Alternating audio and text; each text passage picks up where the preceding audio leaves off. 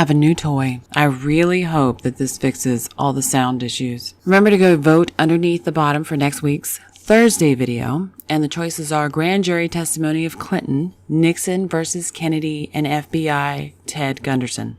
We're going to do Hitler today. We're watching his interaction with his people and maybe get a glimpse into why Germany loved him so much at the time that they did. I am not getting into the debate on whether he was really a good guy or the bad guy. We're strictly going over the body language. I'm also not getting into the debate of the Holocaust. We are strictly doing Hitler's body language. The one in the hat is Hitler. And as we see him walking, he's got his hands behind his back. His shoulders are down. He's leaned forward, almost in a slouch, but it's not a slouch. It's what you do when you're thinking, or what most people do when they are thinking, which makes him look approachable and likable.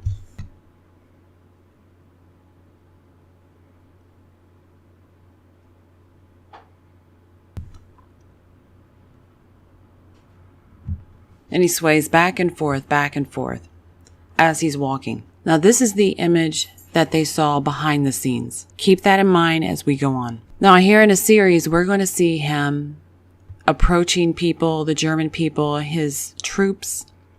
We have a genuine smile. This is what the troops saw in their face right there as they greeted him. And word of mouth spread fast back in those days because it wasn't social media. It was talking to people, and people talked all the time. So those in the front who ever met Hitler would sit there and relay this image that they saw of him. Genuine smile, touching, shoulder touching, patting. Women too, even to the sick and the lame, touching. Very important in touching. It creates that bond. It relays empathy to the other person. And again, a face grab. Cheek pat, a very intimate gesture. And he does that quite a bit. It told me as I watched this that he really did have a fondness for the German people. I'm going to show you quite a few pieces of him face patting. The next thing I want to emphasize is his ability to walk and what he portrayed to the people. And this one really emphasizes it quite a bit. Just for the simple fact that the ground that he's walking on is not solid ground. It's a hilly area. It's been torn up by men. It's not a straight path. It's not paved road. And here we see where his chin is. It's pretty level with the ground. And the only thing you can notice is his eyes are directed to look at his path. But he's walking still with this tiny slouch. It's just literally a casual walking thing. He's not cocked out like a rooster. He's not standing straight up at attention. He's literally just walking an average walk. It makes him again look very approachable. And the other thing that we're seeing as he does this, Hitler rarely looked down where he was walking. He did, but he did it slightly and rarely. He always had his head up high and looking at everyone. He looked them in the eye, which portrayed to the people that he was looking at confidence and that he was the leader. He knew what he was doing. He was in his position with confidence, and the people that are around him always were looking down and watching where they walked because their position was the uncertain, whereas he knew where he stood.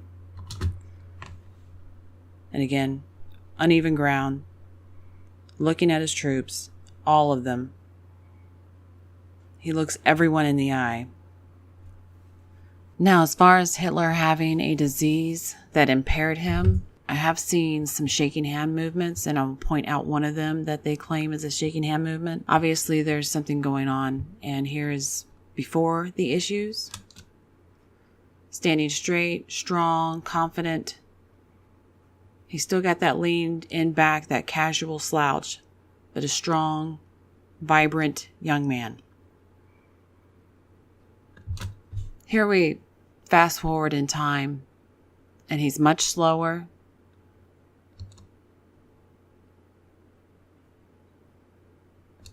And we're going to start to see his shake.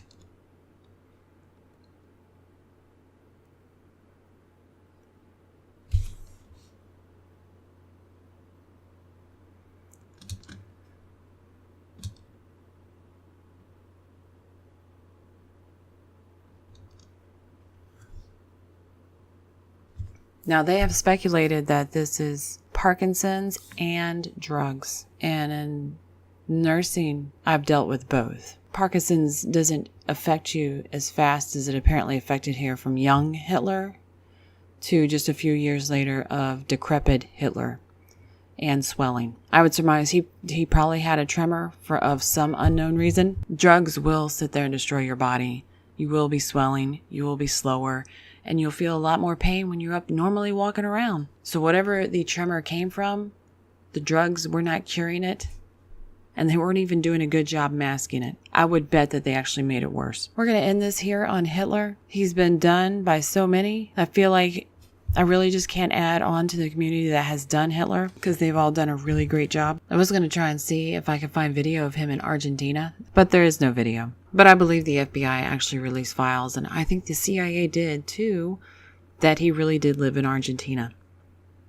But it would have been fun to sit there and look at some video. Right now, we're just looking at supposed photographs that could be of Hitler in Argentina sitting at a dinner table, what it looks like.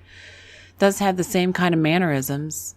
Hitler was very personable with the people that were around him, which also made him very endearing to people. He was not as standoffish as he was made out to be. If you liked it, leave a like. If you liked the content, please subscribe. Thanks for watching.